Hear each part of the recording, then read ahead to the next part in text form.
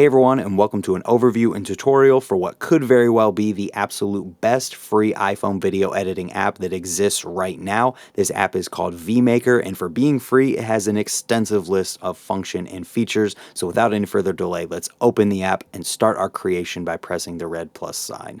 As you can see, we can select videos, photos, collections, as well as materials, and there's even a camera icon up here to open up our camera and make our own videos in the app itself. So let's close the camera. We're going to press the plus sign again and select these first three videos, which as you can see, it labels very clearly for us the order that we press them, and it even modifies it as we modify our selection. So let's press this check sign right here and get into the editor itself. As you can see, the layout is somewhat similar to Splice, another video editing app that I've gone over recently, and it functions somewhat similar to Splice as well. At the top, we've got a back arrow, we've got a help arrow, which gives you tutorials and things of that nature, but because my phone's in airplane mode, we can't connect to those. We can also push done. Then this gives us our export options, which we will get into later. Moving downward, we've got undo and redo arrows. Then in the middle, we've got a number that indicates where our playhead is currently at. So if we move this over, you'll see that it tells us exactly where we are within the video, as well as the total length of the project itself.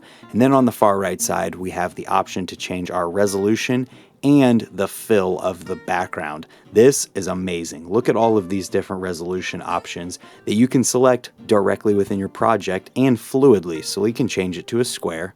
We can also change it back to 16 by 9.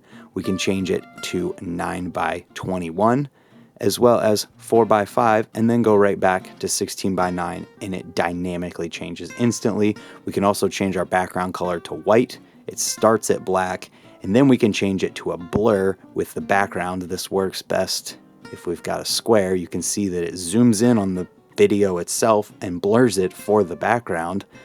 Or we can press full and make it take up the entire screen. So let's go back to 16 by 9 with a black background and close it by pressing it again. Next, we move down to our timeline, which is very, very similar to Splice. We can scrub through our timeline here just by using our finger on the video or the audio layers themselves. We can also zoom in and out with a pinch to zoom in or out function. And if we look down below our video layer, we actually have an audio waveform. And this is an absolutely amazing addition because sometimes having an audio waveform is just an extremely helpful way to edit and find key points in your video extremely fast. Just like right here, you can see that there's a jump in our waveform, which means that something is going on, and sometimes that can help you edit. So over here on the right side at the top of our timeline, we also have a button that pretty much just cycles through our different elements within the video, which is something that we can get into later just because we don't have very many elements yet. And then just below that, we've got a plus sign that allows you to add more to the project, just like we saw when we first imported.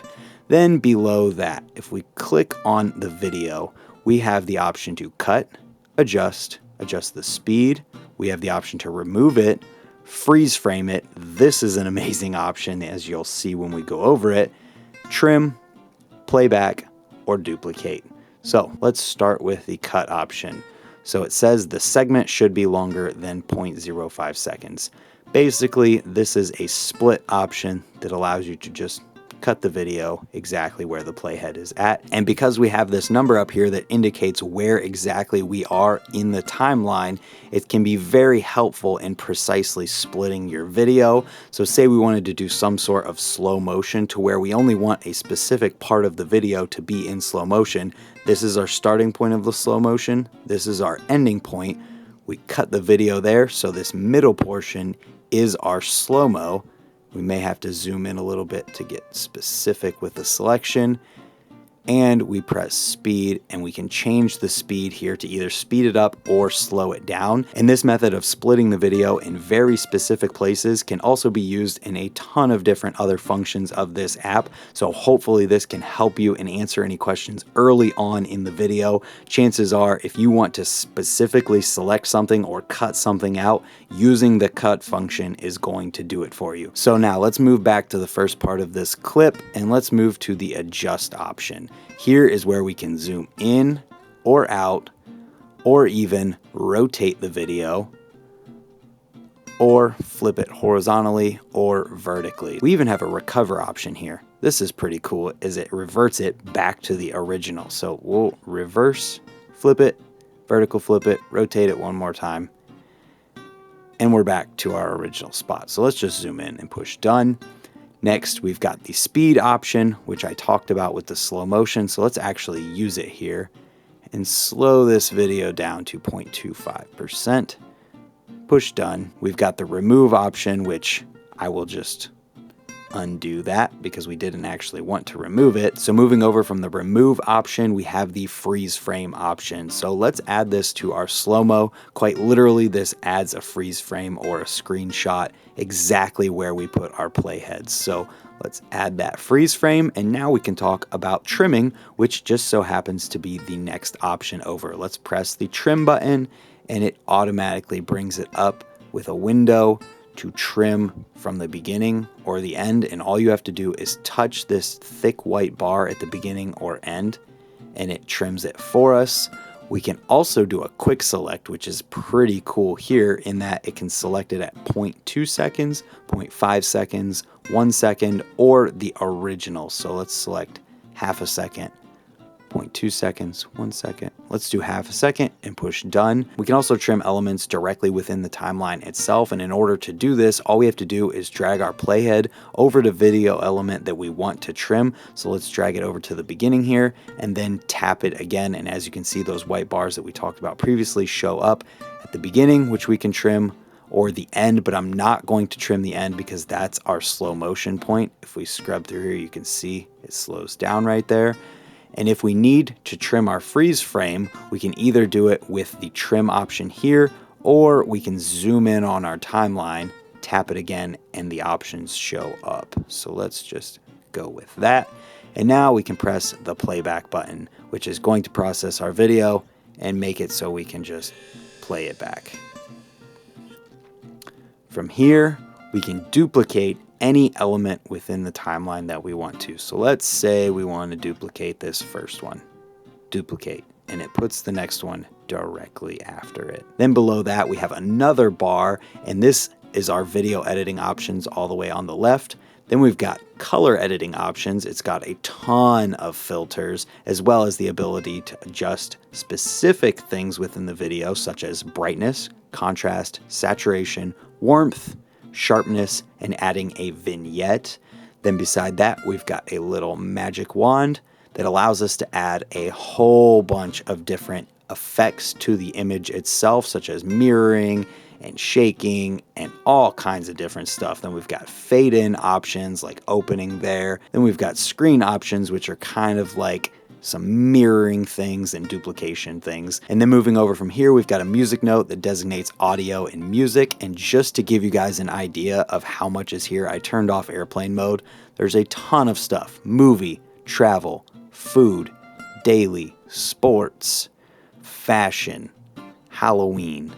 And there's just so much here, even our iTunes library we can select from. And in regards to any of the audio within this app, because I know I'm going to get questions on this, I would not count on any of it being royalty free or being able to use any of it within your monetized YouTube videos. So moving on from the music option, let's press the X in the top corner and then select the audio option just beside it. And what this is something that a lot of people have asked for. And this is the ability to add the audio from another piece of video into your current project. So if I wanted the audio from this clip right here, all I have to do is select it, press the check mark, and then select the starting and ending point of the audio from the clip. So as you can see, it's longer than our project, so it extends out here, and it's kind of confusing at first, so this is something that you're just going to have to mess with and get the hang of. But what you're wanting to do is select the starting and ending point and add it into your project from there just by pressing done. And as you can see, it's adding another audio layer,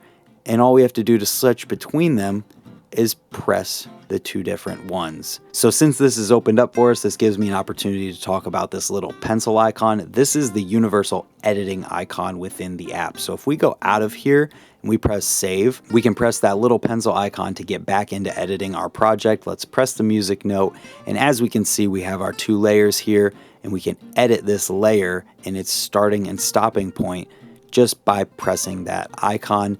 And the split function here is exactly the same as the cut function for the video. Just thought I would let you guys know that. We also have the ability to edit the volume, and we can even add markers into our audio just like this, which is pretty awesome and could help out a lot. And as you can see, they show up in our project.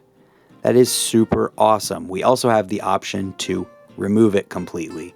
So from here, let's press the sound option, and as you can see, there are a ton of sound effects in here. We've got animal at the start, traffic, cartoon, daily, sport, transition, natural, and thriller. And as you can see here, there's many different options for sound effects to choose from in each category. So let's get out of here and move on to the next option, which is the record option, which is quite literally exactly what it says. It's going to record your voice, and then you can add it into the project. And look at that, it's even playing through it while you're recording. So you could even narrate this if you wanted to.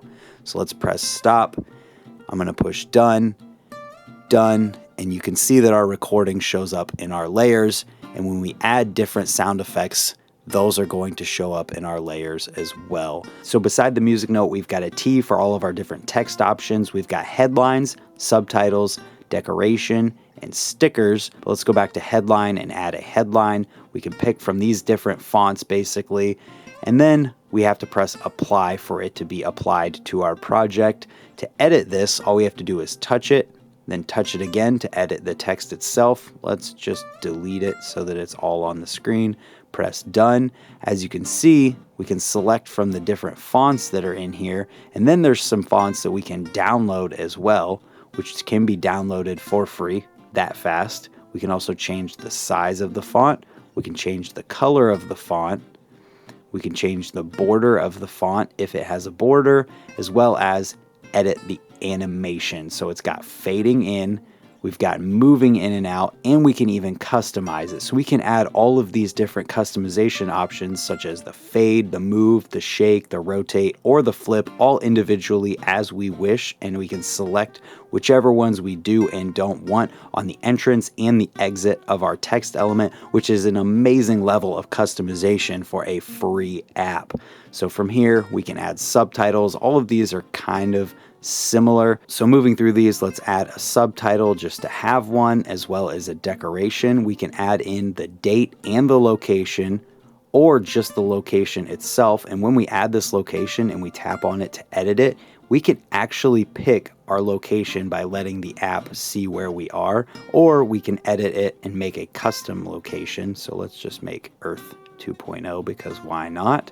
We can also set the beginning and end as we have been able to with the audio and explained previously. Down here, we've got different animation options, just like we've talked about previously, which we can set individually on each different element that we add into the video.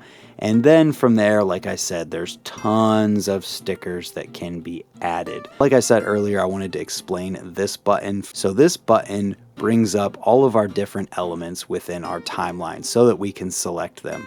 So first, it brings up our original video, and we can select specifically what we want to and change the starting and end points. After that, we select it again, and it brings up our music elements, which all we had is that recording that we did. Then we press it again, and it brings up our decoration, which is all of our text and stickers and subtitles and headlines and things of that nature. And all we have to do to get to those is select the different icon here and we can edit it from there. And then if we press it again after decoration, we get all of our different elements in our project. And that brings us to the last and probably most important function to talk about within a video editing app, and that is exporting. When we press done, it brings up an interface for choosing exporting options. First, we can choose a number of different resolutions, all the way from 360p up to 4K, and it gives you a recommendation of what it could be for. So let's pick HD. Then we can pick our frame rate all the way from 24 up to 60. And as we change this, as you can see down here under video size, it's giving us an estimate of how big our video file is going to end up. From here, we can just save the project, which is going to return us to that original window. And then to cover something that I forgot real quick here, and that is this watermark in the bottom right-hand corner, you can actually turn that off just by selecting it. There's different options down here, which I don't think anyone will choose. We'll just turn it off by pressing the switch there. Go back to our project, and when it comes to actually rendering the video and showing you guys this video exporting, I was having a ton of trouble. Let's see if it's going to work for me here. We've got 1080p, 60 frames per second. I think the problem is that I'm editing 4K 60 frames per second video on an iPhone 8, which is now an older model iPhone that I've had for over 2 years. I don't want to make any excuses though. If you have trouble with this, you may have to try until it works, which I hadn't had any problems with it until today's update. So hopefully they get that fixed, but let's press save to album and see what happens. It's just going to force quit on us here. So with that being said, I showed you guys how to do everything in this app. Hopefully they get those bugs worked out and it gets fixed soon. Hopefully this video taught you everything that you wanted to learn about this app, and hopefully when you're watching this, all of the kinks are ironed out. And if you do have questions about the app or there's something that I missed, please leave it in the comments down below, where I try to get back to everyone as fast as I can and answer everyone's questions and help to the best of my ability. I want to thank you guys for being here and watching. I know you're probably new to my channel and never been here before. Consider hitting the subscribe button down below. I make a lot of BMX videos, but I think you'll enjoy them. So thank you for being here, and hopefully we will see you tomorrow for another video. Goodbye.